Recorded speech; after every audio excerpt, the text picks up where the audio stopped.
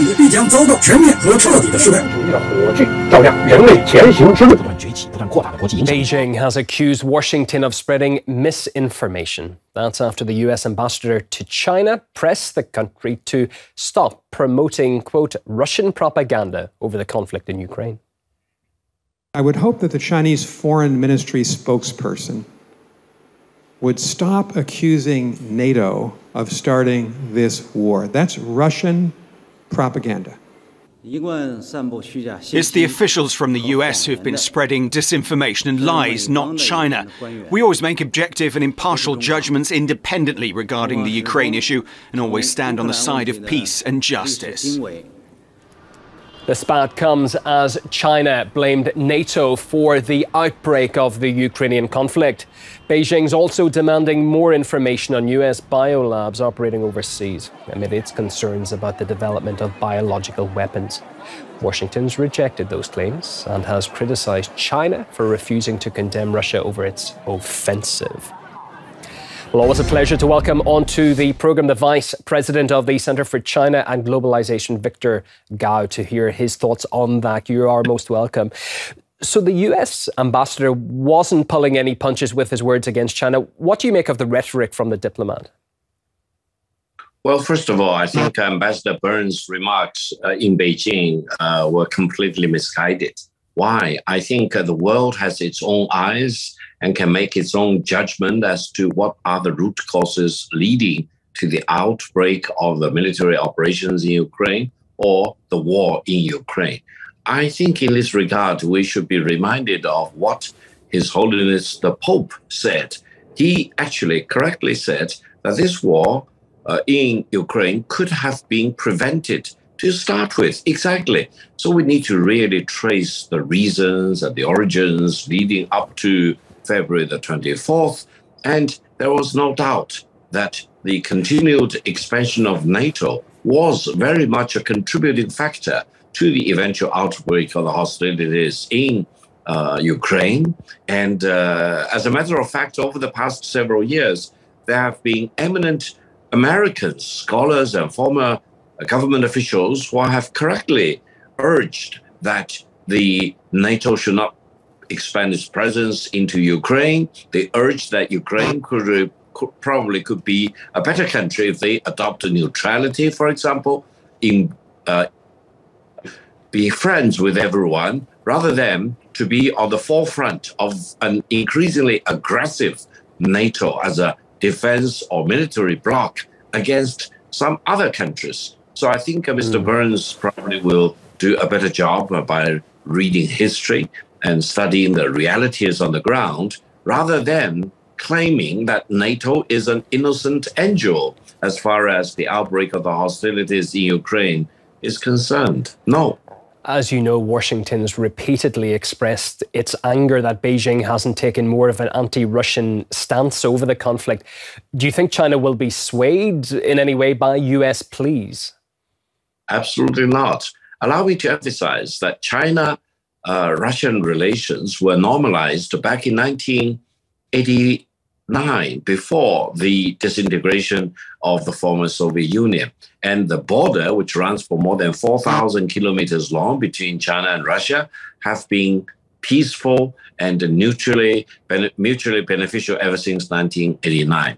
I would urge that if the NATO member states could have used that much of wisdom and vision that China has demonstrated since 1989 in dealing with the former Soviet Union, its last days or years, as well as with the Russian Federation ever since its emergence on the global scene, then probably Russia and the European relations, Russia and NATO relations could have been much better than it is today. And there would have been no reason for the outbreak of hostilities in Ukraine on February the 24th, 2022, rather than asking China to switch in its course of action vis-a-vis Russia. I think it is time for NATO and European countries to change course of action in dealing with Russia. Allow me to emphasize, I truly believe there will be no lasting peace in Europe by excluding Russia And there will be no lasting peace in the world by excluding Russia. Russia is to be engaged or re-engaged in a meaningful way so that the whole world will be a more peaceful world rather than a more dangerous world. Mr. Gao, if we may just expand on one of your remarks there, relations between China and the US, it's such a time of global flux. It's hard to know where they exactly stand right now and which direction Beijing-Washington ties are heading. Well, first of all, China and the United States are the two largest economies in the world. If you use official exchange rate, the United States is a little bit larger than China. If we use purchasing power parity, China is definitely way ahead of the United States in the size of the total economy. And then in more than 200 to 250 categories of major industrial outputs, for example, China's production is not only much larger than that of the United States, it's accounting for about 50% of the global economy. Therefore, from the Chinese perspective, we want to deal with the United States as it is. We want to get along with the United States. We do not want to be an enemy of the United States. However, I think there are people in Washington who cannot live to see the ever-increasing size of the Chinese economy. They want to do whatever they can to hold China down onto the ground. And in this regard, allow me to emphasize that to prevent the Chinese people in exercising their legitimate right of economic development will probably be the largest crime against humanity. And it will be futile. So I would expect that China will continue to develop and grow. And in less than 10 years' time, if we use official exchange rate as the benchmark, the Chinese economy will surpass that of the United States. The United States need to come to terms with the fact that they will live with China, which is a larger economy, which is significantly powerful actor in the world in terms of economic development or in terms of military power. And there should be no war between China and the United States by any imagination. This is the crucial point. We're speaking to the Vice President of the Centre for China and Globalization, Victor Gao. If you wouldn't mind just staying with us, because there's another story I want to show to our audience and maybe get your thoughts on as well. So just stay with us on the programme, Mr. Gao. Now, the UK is going to even greater lengths in fighting what it deems disinformation by introducing new legislation. The changes will aim to fight lies spread on social media, which, as the Culture Secretary says, is needed amid the Ukrainian conflict. We cannot allow foreign states or their puppets to use the internet to conduct hostile online warfare unimpeded. That's why we are strengthening our new internet safety protections to make sure social media firms identify and root out state-backed disinformation. Yeah, the legislation will require platforms and search engines to limit user exposure to what is considered misinformation. People won't be able to see any content which has been rejected. Platforms flouting the requirements could be fined, listen to this, £18 million or 10% of the company's global turnover. Under the new legislation, such content as the video of the Defence Minister, Ben Wallace, being called earlier this year by Russian pranksters will be restricted.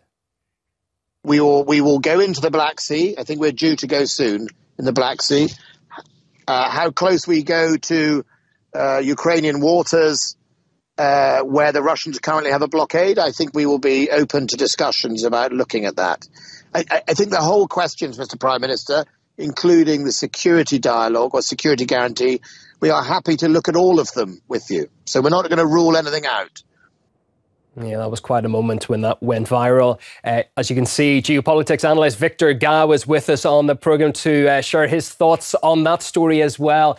What do you think the UK will be branding as disinformation? Can London use this for anything that doesn't match its point of view? That's a worry. That's a big worry, isn't it?